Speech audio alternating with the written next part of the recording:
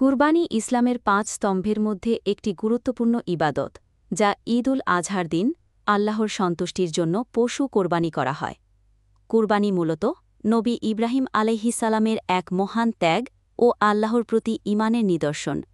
নবী ইব্রাহিম আলাইহিসালাম আদেশ মেনে তার পুত্র ইসমাইল আলাইহিসালামকে বলিদান দিতে গিয়েছিলেন, কিন্তু আল্লাহ তাআলা তাকে একটি পশু দিয়ে বদলে দেন।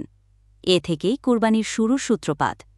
আল্লাহর নৈকট্য লাভ, তার সন্তুষ্টি অর্জন ও দরিদ্রদের মাঝে মাংস বিতরণ করা, এটি আত্মত্যাগ ও আল্লাহর প্রতি ভক্তির প্রকাশ।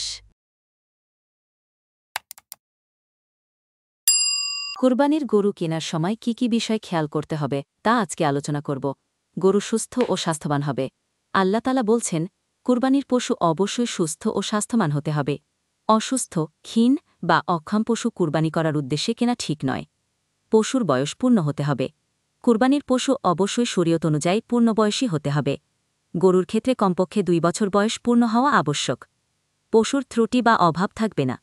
পশুর শরীরে কোনো বড় ত্রুটি যেমন চোখ হারানো, পা ফোলা বা শক্তিহীনতা থাকা যাবে না।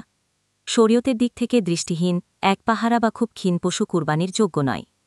পশুর মালিকানা পরিষ্কার হতে হবে।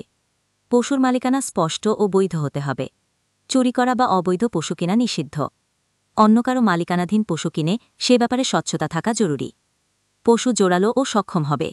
কুরবানির পশু যেন পরিপূর্ণ শক্তিসম্পন্ন ও সক্ষম হয়, যাতে তা সঠিকভাবে কুরবানি করা যায়। প্রয়োজনীয় পরিচর্যা ও যত্ন নিতে হবে। পশুকে কুরবানি পর্যন্ত সঠিক পরিচর্যা, খাওয়া দাওয়া ও যত্ন দেওয়া উচিত। আমাদের চ্যানেল থেকে ভিডিও দেখার জন্য সবাইকে আন্তরিক ধন্যবাদ। ভিডিওটি দেখার জন্য কৃতজ্ঞতা জানাই। আপনার সাপোর্ট আমাদের জন্য অনেক গুরুত্বপূর্ণ।